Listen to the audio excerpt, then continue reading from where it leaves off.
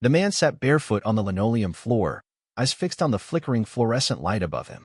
Blood pooled beside his leg, soaking into the cuffs of his hospital gown. He didn't scream. He didn't move. He just whispered the same name, over and over again. Emily. Emily. Please don't be dead. But there was no Emily in the hospital. Not in the records. Not in the morgue. Not in the entire goddamn state. Because Emily Monroe died 17 years ago.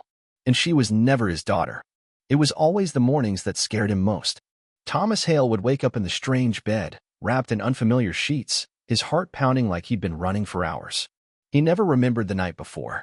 Not really. Just flashes. A siren scream. A child's face.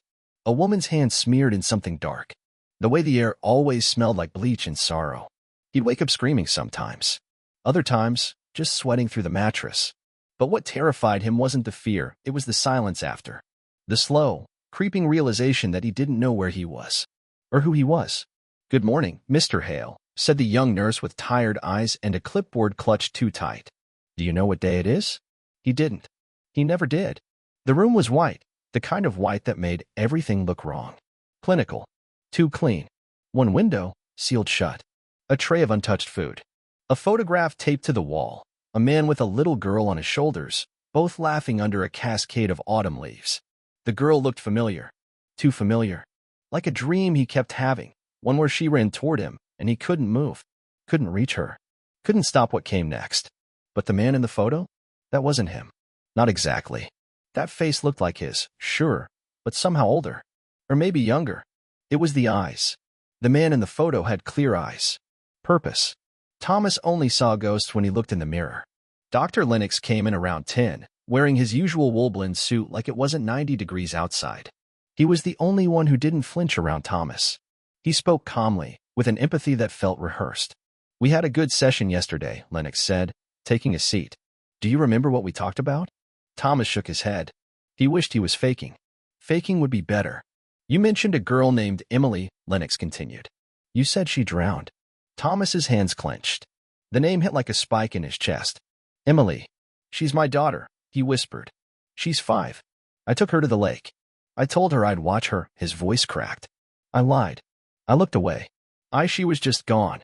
The doctor paused, pinned still. "Thomas, Emily Monroe died in 2008. She was 7. Her father was Mark Monroe." "You are not Mark Monroe." "I know what I saw," Thomas growled. But that was the problem. He didn't. The official diagnosis was dissociative identity disorder, a fractured self, pieces of personality that broke off and rewrote his reality. But Thomas didn't feel fractured. He felt haunted. Later that night, after the orderly shut off the lights, Thomas sat by the door and stared at the shadows. There was something wrong with this place. The hallway light blinked once, twice, and then, faintly, from somewhere down the corridor, a child's laugh. It was Emily's voice. But Emily was dead, and she never belonged to him. The laughter didn't stop. It echoed through the sterile hallway, bouncing off tile and glass like something alive. Soft at first, playful, but with each passing second, it grew sharper. Closer. Wrong. Thomas pressed his ear to the crack beneath the door. Nothing. Just the quiet hum of the ventilation system. Then, a whisper. "Daddy." He flinched so hard he hit his head on the doorframe. The next morning, the ward looked the same, like nothing ever happened. Nurses wheeled carts. Patients stared out of windows that didn't open. But Thomas felt different. Raw. Unpeeled. During group therapy, he sat in the circle like a ghost, eyes locked on the carpet. The others shared stories: manic highs, drug-fueled delusions, grief turned inside out. One woman claimed she was a news anchor trapped in the wrong body. Another insisted her veins were filled with concrete. When it was Thomas's turn, he said nothing. Afterward, while walking the hallway with Dr. Lennox, he finally spoke. "I heard her last night." Lennox paused. "Emily." She said, "Daddy." She laughed. It wasn't a memory. It was real. The doctor gave that same practiced sigh. "You're processing guilt. Memory and emotion don't always follow logic and did. Your mind may." "I'm not hallucinating," Thomas snapped. "Someone's messing with me." They stopped by the nurse's station. Behind the glass, a security monitor showed live feeds from each hallway. Thomas scanned them, searching for something, anything, that would prove he wasn't losing his mind. "Can I see the footage from last night?" Lennox shook his head. "Not without authorization." Thomas turned away, his jaw clenched tight. But just as they stepped back into the hall, a child darted past at the far end, barefoot, long hair, a white dress stained with something dark. Thomas bolted. "Emily," he shouted, ignoring Lennox's calls. He ran through the ward, past locked doors and stunned patients. When he turned the corner, she was gone, vanished into nothing. Except for one thing. A small handprint on the wall, low to the floor. Smudged and red. It wasn't blood. It was paint. Later, back in his room, Thomas ripped open the air vent near the ceiling, tearing away screws with a metal spoon. Inside, he found a narrow duct and something wedged in the darkness. A crumpled Polaroid photo. His hands shook as he pulled it out. It was old, faded, but clear enough to see a little girl in a red swimsuit, standing at the edge of a lake. In the background, a man's shadow stretched across the dock. On the back, written in pencil, "Summer '07, me and Daddy." Thomas stared at the handwriting. It was his. But that couldn't be possible. That girl was Emily Monroe. And he wasn't Mark Monroe. Except, he knew that lake. He remembered that day. He remembered what happened when she fell in. Unless someone had put that memory there. Or worse, unless someone had taken it away. It rained that night. Thomas sat on the floor of his room, the Polaroid clenched in his fist, listening to the storm batter the windows. Thunder rolled like distant gunfire. Every flicker of lightning cast long, jagged shadows across the walls. He couldn't sleep. Not with the girl's laugh still echoing in his head. Not with that photo burning a hole in his memory. The problem wasn't just that he remembered the lake. It was how he remembered it.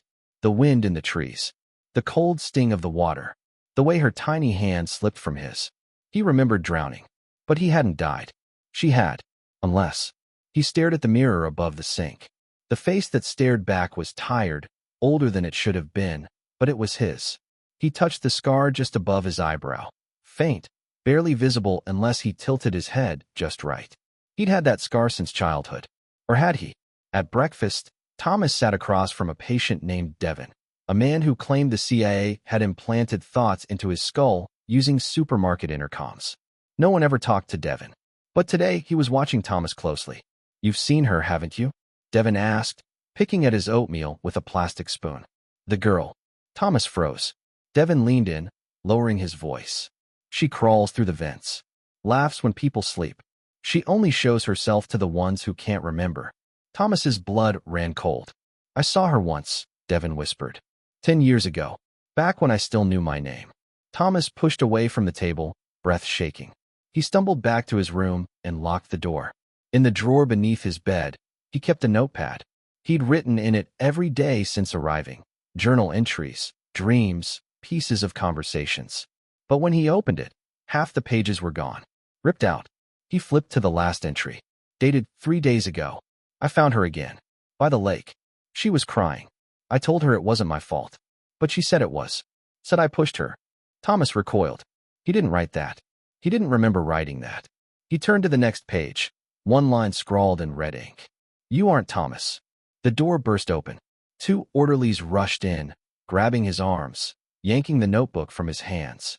"You've been warned about agitation, Mr. Hale," one said. Thomas screamed. Fought. "It's not agitation, it's evidence. Someone's stealing my memories." They sedated him. As the world slipped into slow-motion silence, he saw Dr. Lennox appear in the doorway, watching with that same unreadable expression. "Don't let them erase me," Thomas slurred. "Don't let them take Emily again." But Lennox said nothing. In the moments before unconsciousness took him, Thomas heard it again, the sound of dripping water. Then the girl's voice. Closer now. "Daddy, come find me." When he woke, the notebook was gone. But a new photo had been taped to the mirror. Emily again. Only this time, she wasn't smiling. And she wasn't alone. The man beside her, the man with his hand on her shoulder, was Thomas. But not this Thomas. This one had no scar. Thomas spent the next 3 days in silence. The sedation had worn off by morning, but the fog it left behind clung to him like a second skin. His limbs felt heavy. His thoughts came in fragments. But the fear, that stayed sharp. Every time he looked in the mirror, he saw something that shouldn't be there. A flicker in the corner. A face in the background. The girl. Emily. Watching. Waiting. But when he turned around, nothing. Just the cold, sterile quiet of his locked room. Dr. Lennox came twice a day now, always with a clipboard, always with that careful, professional tone. But Thomas no longer trusted him. Not after the notebook vanished. Not after that photo appeared. "Tell me about your scar," Lennox said one afternoon, gesturing to Thomas's forehead. Thomas narrowed his eyes. "I got it when I was a kid. Fell off a bike. Split my head open." Lennox wrote something down. "That's what you've told me before. But the medical files we have from your admission say there's no scar. No mention of an injury." Thomas blinked. "That's impossible." "It's right." He reached up, felt along his hairline. Nothing. His fingers shook. He grabbed the mirror. The scar was gone. Lennox leaned in. "Thomas, are you certain you remember your childhood correctly? Can you tell me where you were born? Your mother's name?" Thomas's voice caught in his throat. He saw images. A woman's hands. A green kitchen. A song about the moon. But names? Locations? All of it slipped through his mind like sand through fingers. "I think someone's changing things," Thomas whispered. "Not just in my head. Out here. In this place." Lennox nodded slowly, like he was studying an insect under glass. "We've run tests, Thomas. Brain scans. Blood work. There's no sign of trauma. No sign of drugs or manipulation." "What about her?" Thomas snapped. "Emily. The girl in the vents. The one you keep telling me doesn't exist." Lennox didn't flinch. "Do you want to see the lake?" Thomas froze. Lennox continued. "You said she drowned there. We checked your files, your court records, everything. There's no mention of any drowning, but we did find a location connected to a Mark Monroe. An old summer cabin. You've described it in uncanny detail." Thomas's heart raced.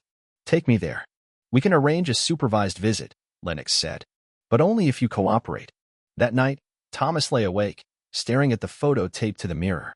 The girl's eyes followed him. The man beside her, the man who looked like him but wasn't, had a hand on her shoulder. A tattoo peeked out from his sleeve. 3 small birds in flight. Thomas sat up, pulling up his sleeve. Nothing. No ink. No scar. But in that moment, a memory slammed into him like a car crash. A man standing at the edge of the dock. A little girl screaming. And a hand, his hand, shoving her forward. He gasped, clutching his chest. It felt like his lungs were full of water. He stumbled to the door, opened it, and saw her. Emily. Standing at the end of the hallway, barefoot, dripping wet. Her hair hung like black vines around her face. "Why'd you push me, Daddy?" she whispered. Then she turned and walked straight into the wall and vanished. They put him in restraints after that. Not because he tried to hurt anyone, he didn't, but because he kept screaming. About the wall, about the girl, about the water. The orderlies didn't ask questions. They never did. They just tightened the straps and dimmed the lights. But Thomas didn't stop seeing her, even when his eyes were closed. Especially then. Each time he drifted near sleep, the lake pulled him under. Cold, bottomless, silent. And at the very center, always, was Emily, floating just beneath the surface, her eyes open wide. Reaching. She was always reaching. On the 3rd day, Lennox returned. "This has gone on long enough," the doctor said, pulling up a chair beside the bed. "You're spiraling into delusions. If we don't intervene now, I'm afraid you'll lose yourself completely." Thomas laughed. Not out of humor, but something close to surrender. "What makes you think I haven't already?" Lennox studied him. "I made the arrangements. We'll leave tomorrow at sunrise. One of our transport vans. You, me, and 2 staff members. You'll see the lake. You'll see there's nothing there." Thomas turned his head slowly. "And if there is?" Lennox said nothing. They left just before dawn. The sky bruised purple and gray. Thomas sat in the back of the van, wrists zip-tied, flanked by 2 men who looked more like prison guards than medical staff. Lennox sat up front, silent, watching the road like it might vanish if he blinked. They drove north, past towns Thomas didn't recognize but felt he should. Past long-abandoned gas stations and motels with missing letters in their signs. He watched the landscape change, trees growing denser, the air colder. Somewhere deep in his bones, he felt the lake long before he saw it. It was exactly as he remembered. The old dock. The crooked cabin half collapsed. A tire swing hanging from a tree, frayed and lifeless. They walked him down to the water. No one said a word. The surface was still. Perfectly still. Like glass. "Now what?" one of the guards asked. Thomas stepped forward. The ties had been cut, but no one had given him shoes. The wet soil squelched between his toes. He looked into the water and saw himself. Not a reflection, not exactly. A man under the surface. Pale. Motionless. Eyes open, staring back. Lips parted like they wanted to scream but never had the chance. Thomas fell to his knees, gasping. "It's me," he whispered. "That's me down there." Lennox stepped forward. "What do you see?" "Not just me," Thomas croaked. "Him. The one from the photos. The man with the tattoo. The man who killed her." "You believe that's you?" Thomas turned slowly. "No. I think that's who I used to be." Lightning cracked above them. The wind howled through the trees. From the edge of the dock came a child's giggle. They all turned. Emily stood there, soaked, shivering, real. Before anyone could move, she stepped backward and disappeared into the water without a sound. Thomas screamed and dove after her. The cold hit like concrete. Everything went black. When Thomas opened his eyes, he was somewhere else. Not the lake. Not the hospital. He was standing in the hallway of a house, dim, narrow, filled with the smell of mildew and old dust. Picture frames lined the walls, but the faces were all blurred. He reached out, touched one. The glass was cracked, and the moment his finger made contact, a voice whispered from behind the door at the end of the hall. "Come see what you did." The door opened slowly on its own. Inside was a child's room, pink wallpaper, stuffed animals arranged on a shelf, a small bed covered in cartoon sheets. On the wall, in crayon, someone had scrawled the words, "Monsters wear daddy's face." Thomas's legs moved on their own, dragging him toward the bed. Lying there was Emily, pale, silent. Her eyes were open but unfocused, staring at the ceiling like she hadn't seen anything real in years. He fell to his knees beside her. "I didn't push you," he whispered. "I swear to God, Emily, I didn't. But you did," she said. Her voice was quiet but clear. "Not a ghost. Not a hallucination. Truth. You pushed me because I remembered," she said. "Because I told." Thomas recoiled. "Told who?" But Emily only blinked. "You promised to keep it a secret. You said Mommy wouldn't understand." Thomas began to tremble. "No. You said it was our special game." His body collapsed inward, every breath a violent convulsion. Memories, not dreams, not delusions, began to crack open inside him like eggshells. Not one Emily. Two. Not one man. Two lives. One buried inside the other. He wasn't Thomas Hale. Not originally. He was Mark Monroe. The man who had murdered his daughter to keep her quiet. The man who had fabricated an entirely new identity, a new name, a new history, a new self, because the guilt had fractured him so deeply, he could no longer live with it. But the mind doesn't forget. It hides. It protects. Until it can't anymore. The room began to flicker, flashes of the hospital, the lake, the photo on the mirror. He screamed, "Make it stop." Then a hand touched his shoulder. He looked up. Dr. Lennox stood above him, but not as a doctor, as a federal forensic psychologist. The walls of the room fell away, replaced by the sterile brightness of a government facility. Surveillance cameras. Two-way glass. A table covered in documents. Lennox removed his glasses, his face soft with something like pity. "You're not in a hospital, Mark. You haven't been for years." "Thomas," Mark stared in horror. "You're part of a long-term cognitive suppression experiment. We wiped the memory of your crime to see if a true new identity could emerge. And you created Thomas, a man who mourned a daughter he never had." Tears spilled from his eyes. "It wasn't real," he whispered. Lennox shook his head. "But the guilt found its way back anyway," he said. Thomas collapsed forward, screaming into his hands. Through the glass, somewhere far away, a child laughed one last time. They left him in the room for hours. No clock. No windows. Just white walls and silence thick enough to drown in. Mark Monroe. He repeated the name like it belonged to someone else. Someone long dead.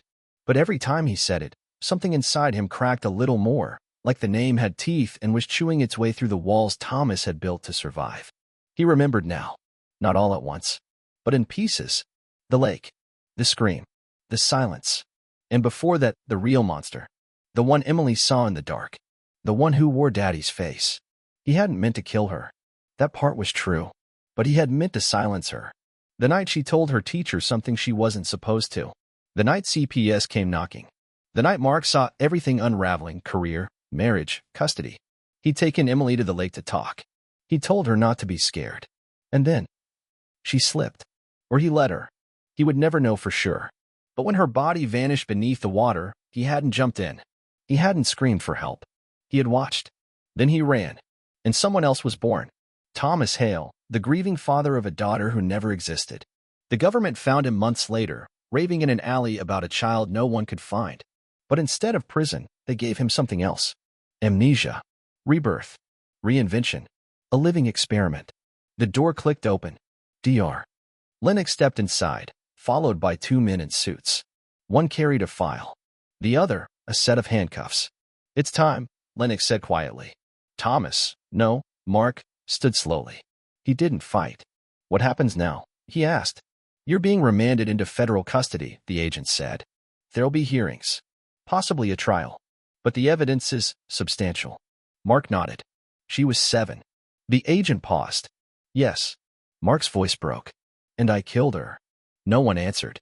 They escorted him down a long corridor, past doors with names he would never learn, rooms where other broken minds whispered to themselves in the dark. Outside, rain began to fall again, gentle this time.